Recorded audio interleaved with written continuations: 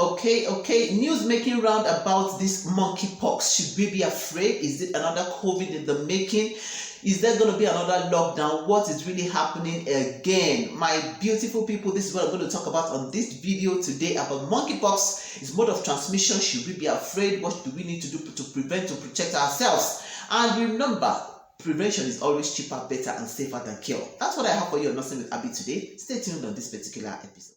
Alright, beautiful people, thank you so much for joining me on this episode of Nursing with Abby. My name is Nurse Abiodun. I'm a nurse, I'm a midwife, I'm a public health advocate, and I love what I do. On this channel, on my YouTube page, on Facebook page, I talk about nursing, I talk about lifestyle, and I talk about everything in between. Now, on this particular episode, I'm going to be talking about monkeypox. Now, there have been recent cases, rising cases of monkeypox in areas that are not even known to have monkeypox cases before, outside Africa, I mean, and it's been rising. From the last research I made, about 127 cases outside of Africa, scattered around different parts of the world, and most of them have contact with somebody who came from West Africa or Central Africa, and people are being infected, and we're wondering what is really happening. What is monkeypox? What do we need to know about it? Do we need to be afraid? Do we need to start preparing for another lockdown, buying food in the house, stocking up like the last pandemic, or what exactly is happening? So the little we know about this particular monkeypox, I'm going to share with you today.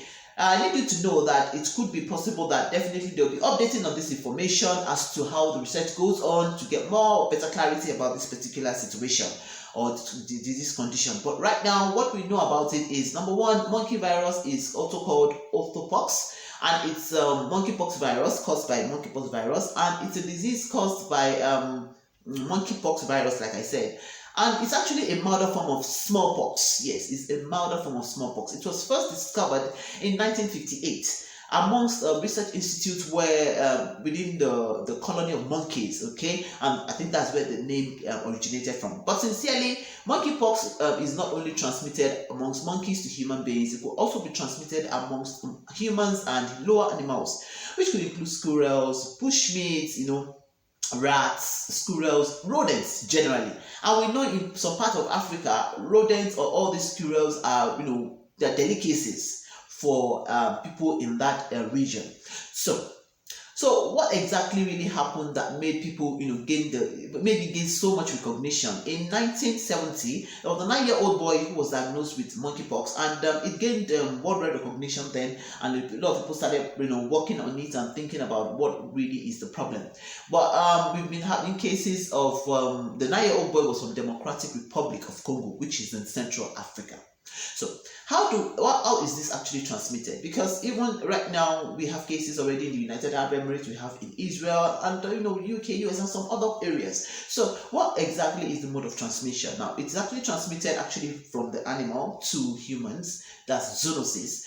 But most especially if the person eats the uncooked animal that is infected, or the animal is poorly cooked, or the person is received a bite from the animal, or the person has contact with the feces or the secretion from the animal, one could be infected. Also through a broken skin from an infected human to another human.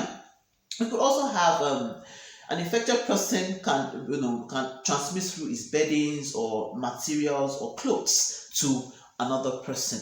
And then you'll be wondering that what exactly are the signs and symptoms that will make us really know that this is monkeypox and all. Definitely the signs and symptoms that is differential or that is definitive is definitely going to be conducted in the laboratory.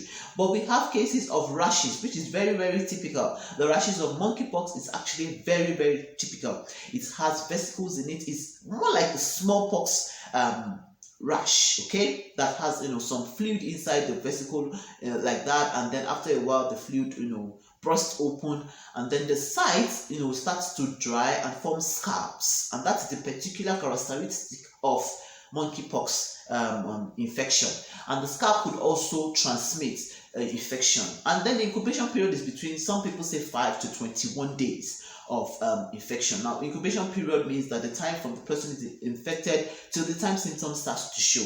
So we have a wide range. So it's possible that some people are infected and they don't show symptoms until after 20-21 days, and that is quite dangerous. Now, Monkeypox virus is self-limiting. That means that, like every other virus, it comes, takes its course and go. But the effect on the body is what really matters. For like what we have been able to gather, that monkeypox virus is much milder than smallpox, and we've been able to eradicate smallpox.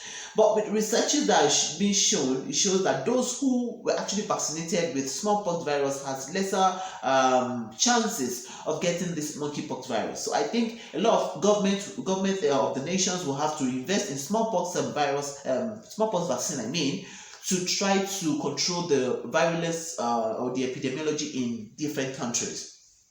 Now, what exactly? Like I said, the rash. Then we also have fever, headaches, body aches, exhaustion, and chills, rigor, and all that, which is characteristic of some other disease conditions. Now, what exactly is the treatment? Actually, treatment is supportive. Supportive means that the signs and symptoms show is what would be treated exactly, and we also have antivirals that have been prescribed by doctors also to reduce the effect of the virus on the body system. Then vaccination, which is very important. Smallpox vaccine has been known to help to reduce the effects. Okay, and smallpox has been widely eradicated worldwide since the 2000s.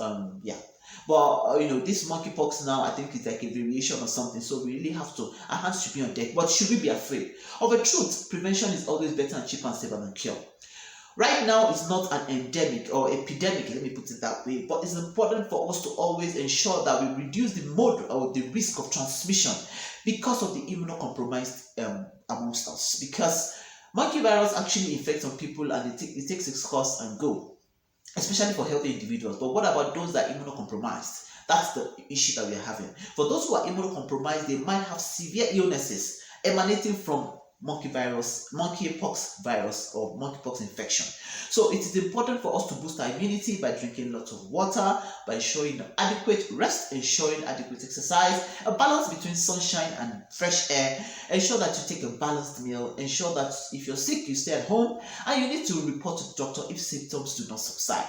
Now, these are the various, and remember, hand washing is still very, very important. The most effective way to deal with a lot of disease conditions, monkeypox virus inclusive. Anytime you go to visit a sick person, if you need to, make sure you wash your hands very well. Anytime you're back from your home, from outside or from work, wash your hands very well. Before you handle your food, wash your hands. When you're through with in the washroom, always wash your hands, and teach and train your children and those that live around you to do the same. So this is all I have for you on monkeypox infection around the world right now. But it's important for us to know that this is not a scare. This is not a video to scare us. It's just a video to make us realize that there is a health concern about monkeypox, but it's important for us to curb it before it becomes a pandemic again. Thank you so much for joining me on this episode of Nothing with Abby. Till I see you in my next episode of Nothing with Abby, please share, like, and subscribe. Bye for now.